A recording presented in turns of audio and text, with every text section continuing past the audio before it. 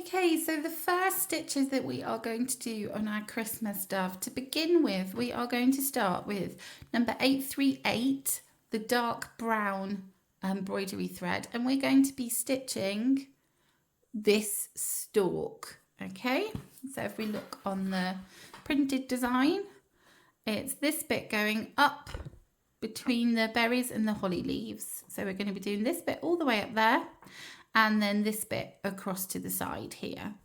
Those bits all the way around.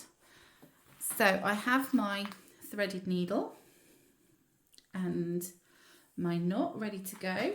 If you refer to your stitch guide, which is in your kit, then you will see that this bit that we're going to be doing is a mixture of straight stitch and stem stitch. So I'm actually going to start with the straight stitches. And that's because, let me zoom in a little bit. You can see the straight stitches actually lie underneath this stem stitch. So I'm going to do these straight stitches and then we're going to stem stitch over the top of them. So starting with anywhere around the wreath that you want, I'm just going to bring my needle up on the line, pull all the way through and just take it straight back down at the end of that stitch. Pulling your thread so it lies nicely on the top of the surface, not too tight. And I'm going to do again the same, bring it up at the end and back down. And you need to repeat that for the branches just above. Now this pre-printed fabric has been designed so that 3 strands of the DMC embroidery thread, as long as you don't pull it too tightly, should cover up the design lines underneath. There we go. So those are the straight stitches that you're going to do. The rest of the brown is going to be stem stitch. So I am going to bring my needle up here, pull all the way through.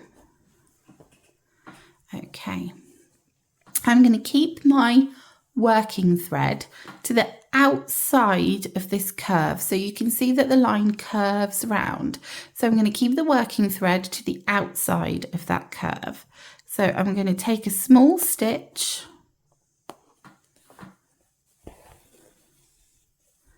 and before it goes all the way through, I'm going to just hold that loop out of the way, because my next part of my stem stitch is going to come up halfway between where the last stitch started and ended. So I'm just going to hold that loop out of the way with my thumb, bring up my needle, and as I pull through to start the next stitch, let that loop go to create a stitch. So I'm in the middle of my next stitch, keeping my working yarn to the left of that curve. I'm going to take my needle down just before the branches that we've just done. And again, as I'm pulling, I'm keeping my thumb over that thread to stop it going all the way through. I'm going to bring up my needle halfway between the last stitch and this stitch and gently pull.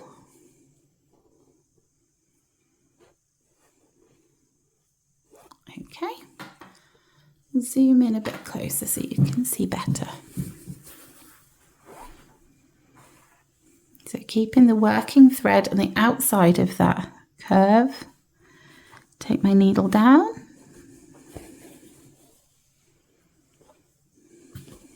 my tail's being a bit funny there, bring my needle up in the middle and pull through.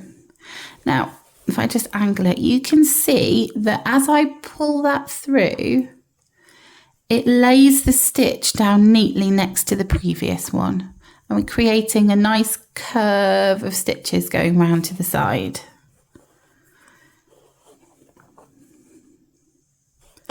So you're going to continue that down to the end of the branch, using your thumb to keep the working thread out of the way, bringing your needle up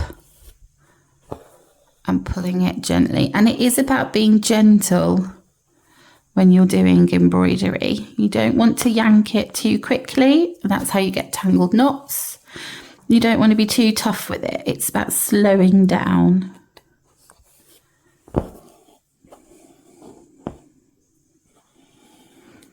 Okay, and this last one, I'm just going to take one straight stitch to finish it off. Okay, and we're going to do this stem stitch up this branch and along here as well.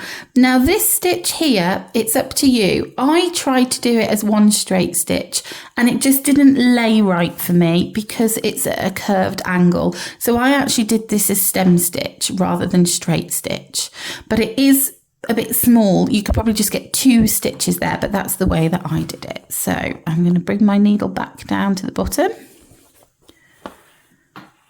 Now, as you can see, the curve is going the opposite way to this side. So this side time, I'm going to keep the working thread on that side of the curve. You may find it easier to turn your hoop. So you're keeping the working thread on the outside of the curve.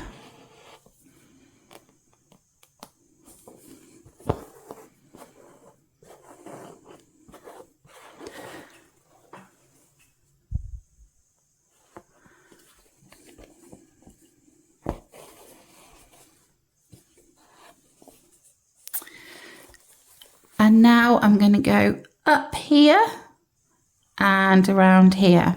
Now, if you have a look at it, let me just show you that my fabric has gone a bit floppy. It's kind of going in and it's not very taut. So I'm just going to take this chance to just tighten it up around the edges, and that's going to make my stitching sit nicer. So just be aware of that. So if we have a look at this curve now, you can see that it's slightly bending away to the right, and then this one is bending to the left. So on my way up here, I'm going to keep the working thread to the left because it's bending around to the right. And on this one, I'm going to keep it to the right because it's bending around to the left. So you keep the working thread on the outside of whichever way it's curving when you are doing the stem stitch.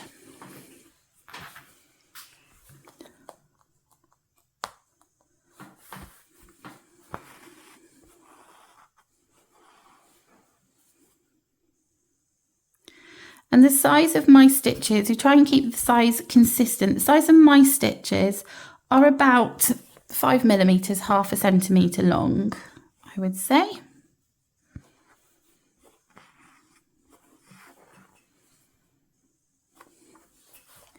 You find what works for you. Some of you might want to do smaller stitches. Some of you may want to do longer stitches. I've got myself into a bit of a tangle there. Just be gentle. If you find your thread knotting, just be really gentle and don't pull anything too. There we go. If you don't pull it too forcefully, you can tend to undo things before they get too bad. There we go. I might have to re-thread my needle. Okay, I've just had to re-thread my needle and I'm going to continue this stem stitch here. So I just wanted to show you how to start off again. So my next stitch should be coming up here and going down there. So to the right hand side of this stitch. So what I'm going to do is just gently try to keep that one out of the way a little bit as I pull up my needle from underneath. Which can be a bit tricky, but you're keeping that thread out of the way.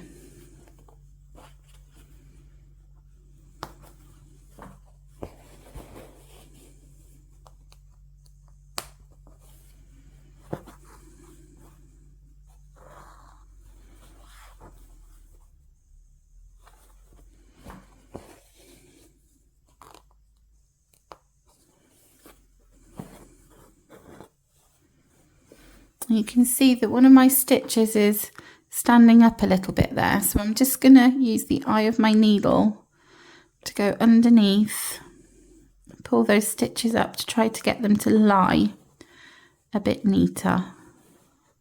There we go. It's important if you're doing that you use the eye of your needle rather than the point so that you don't stretch or catch any of the threads. There we go. Okay, and then I'm almost at the top of this section of the branch. And now I'm going to go on to this side.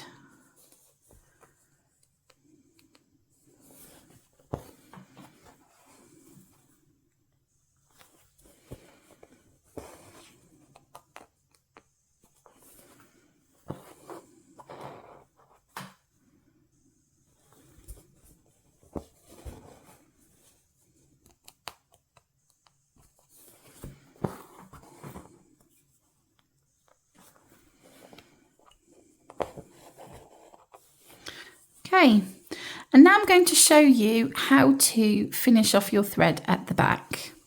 So we're going to turn it over and you can see there's all my stitching.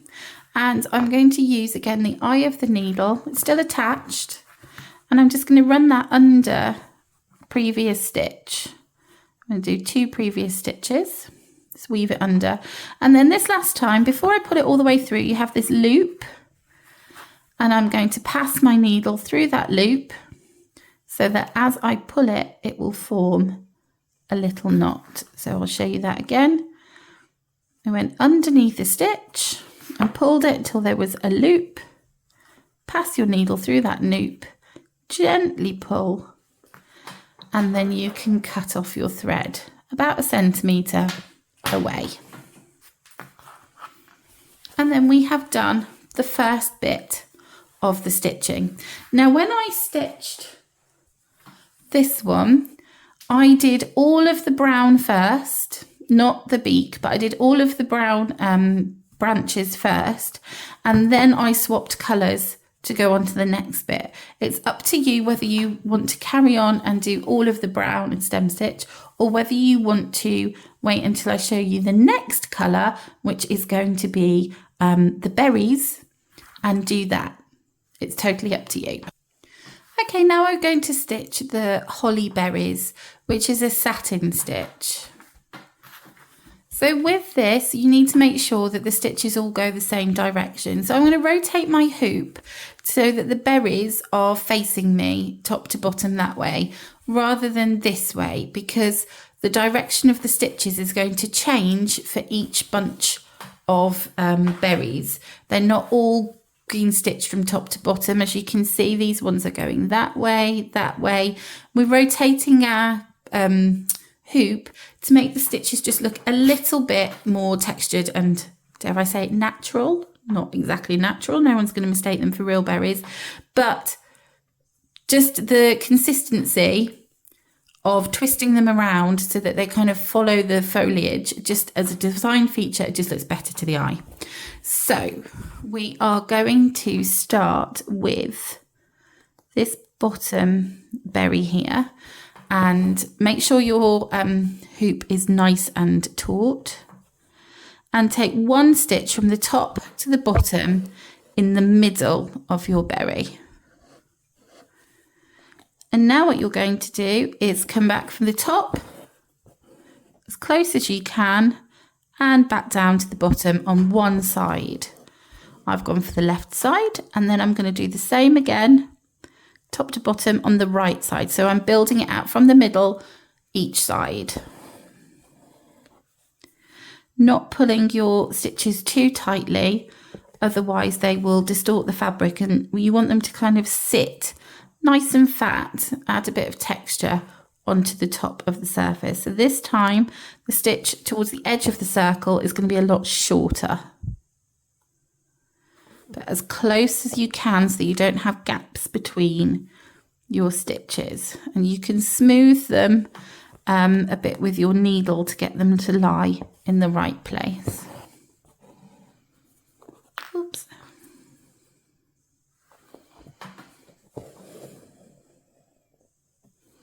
Okay, so I'm just going to put the eye of my needle underneath those stitches and just go up and down, and that will just raise them a little bit to get that nice round effect, as if it's a berry sitting on the top of the fabric. Now I'm going to do the same again, but I'm going to do it with this one because this is the berry that's going to be the kind of closest to us. So we're going to do the ones in the distance first. So again, starting from the middle, straight down.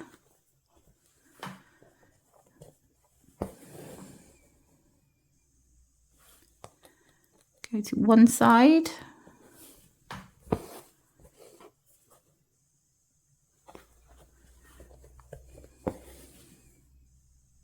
Pulling gently. And now to the other side.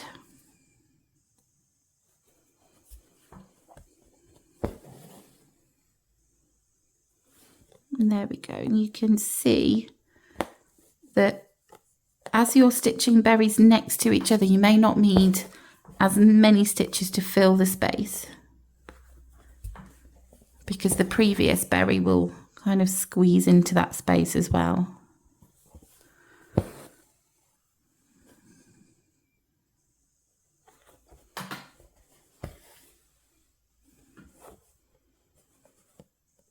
There we go. And then we have one left to do, the top berry.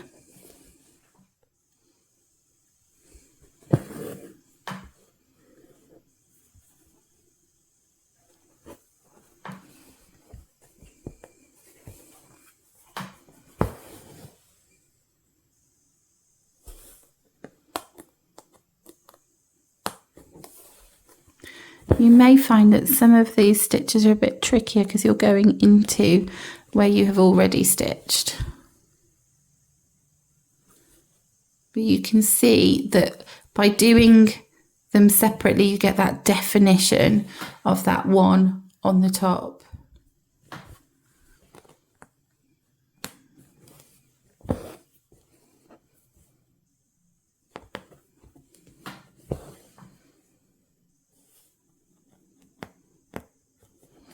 Just taking shorter stitches when you get to the edge of the circle.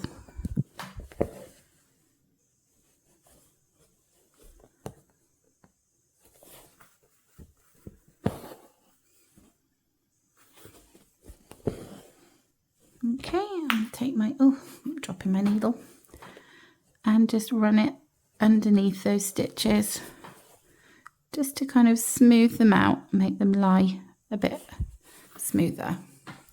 So these berries I've done top to bottom that way. I'm going to rotate my hoop and do these ones this way. So the same thing again, starting with the bottom left, bottom right, and then the one at the top. And again, you can repeat that all the way around, doing all the berries once you've done your branches, or you could do the holly leaves and then do just this section. So you could do brown berries and holly leaves and then move on to the next one, brown berries, holly leaves. It's up to you.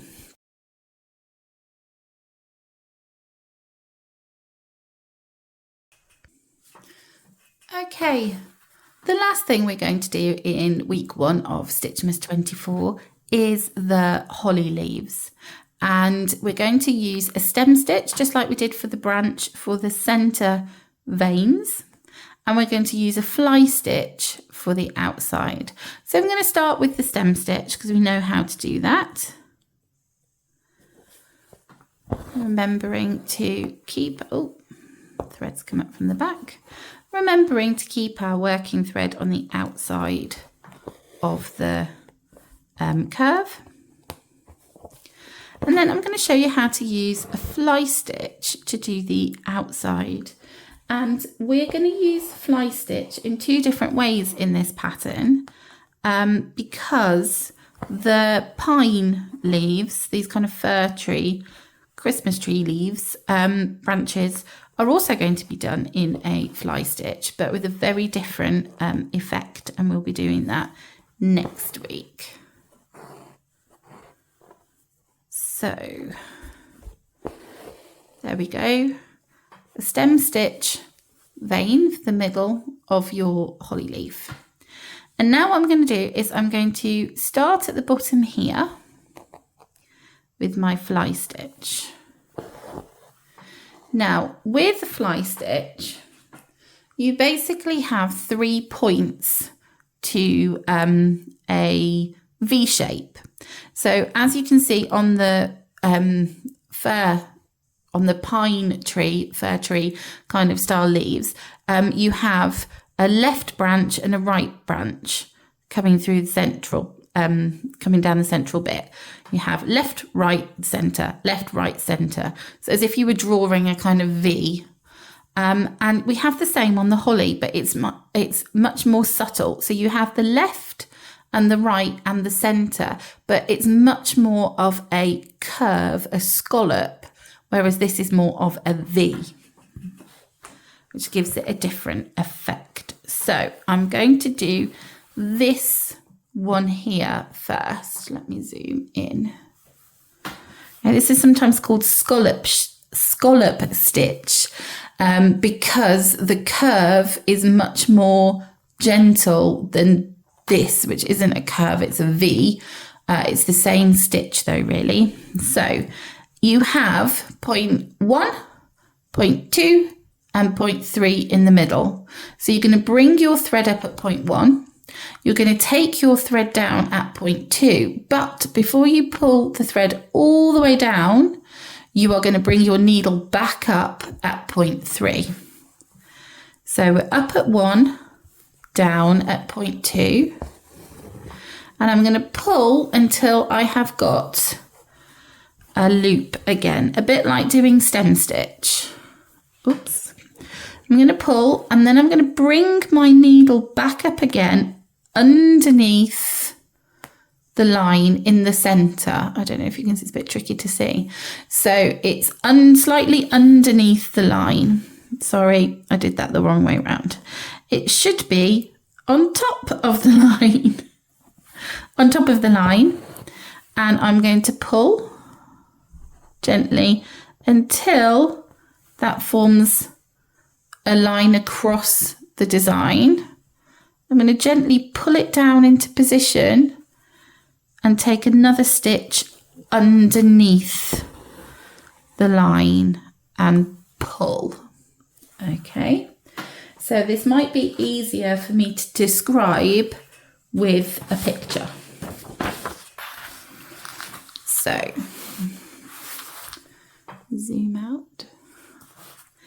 Here we have a holly leaf. Okay, imagine this is the one that we've just done. This is point 1, this is point 2, and then we have point 3, which is in the middle, just above the line. And then point 4 is just below the line. And this creates a little stitch over the top of this thread to hold it in position. So then the next stitch we're going to do is the same again. This is going to be point 1 this time. This will be point 2. And then we have point 3 in the middle, slightly above the line, and point 4 slightly below the line. I'm going to get my needle and thread. So this is the stitch that we've just done. I'm going to bring my needle up at point 1. And I'm going to take it down at point 2. And then, looking at my picture, point 3 is in the middle of the line, just slightly above. So here is my line, just slightly above, and I mean really slightly. Slightly above in the middle. And then as I pull that gently through, it's going to tighten this stitch, and I want to pull it down so it's no longer a straight stitch, it's a curve. So I'm going to just gently pull that thread down and put a stitch in point 4. Oh, my thread's got caught on my hoop. It's a bit trickier to see with these smaller curves of the holly stitch, but you will see it when we get to the bigger sides. Okay, so my next loop, pull that out at 1, down at 2, bring it back up at 3, in the middle, slightly above the line, gently pull it through, rock the thread back so it sits like a scoop, and then secure it in place.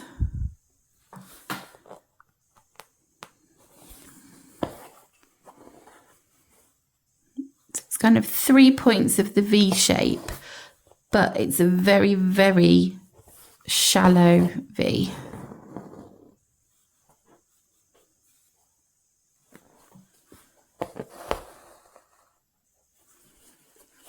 And this one, again, it doesn't look like much of a curve, but it is there slightly. So there's point 2. Bring it up in the middle at point 3. So it's sitting on that line where you want it to sit, and then secure it in place.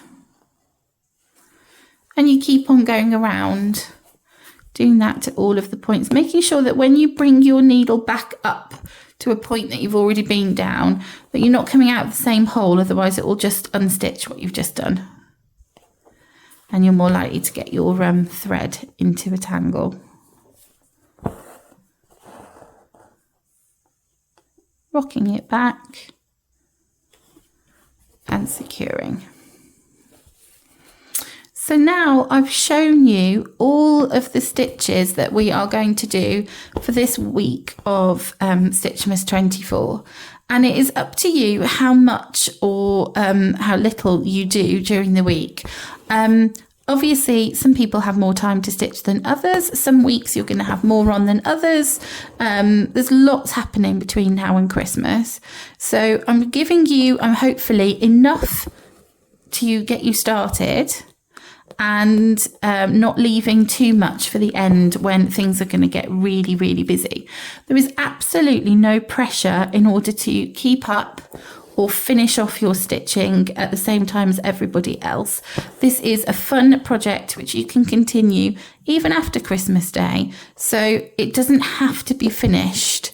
Just part of the challenge is splitting it up into chunks, allowing yourself a bit of time to stitch throughout December, and if you can, have something finished ready to display that you're proud of and think, oh, I did make some time for myself during this busy Christmas period and look what I've managed to do.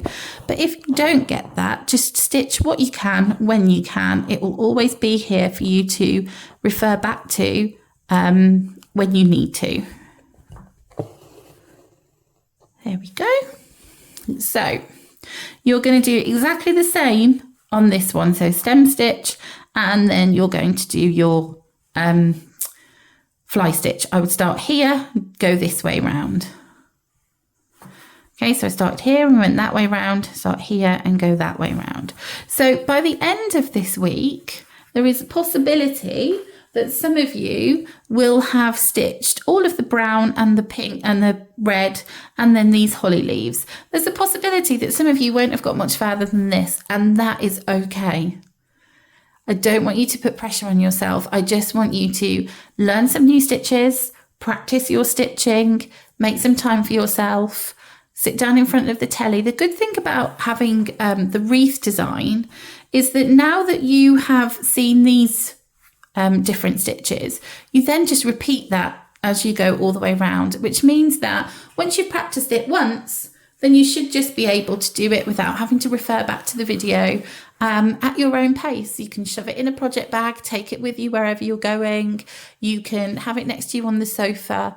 Create yourself a nice crafty cozy place, sit down, allow yourself to some time to watch the videos and get yourself sorted. Get yourself a nice cup of tea, mince pie, sit down and lower your shoulders and remember to breathe.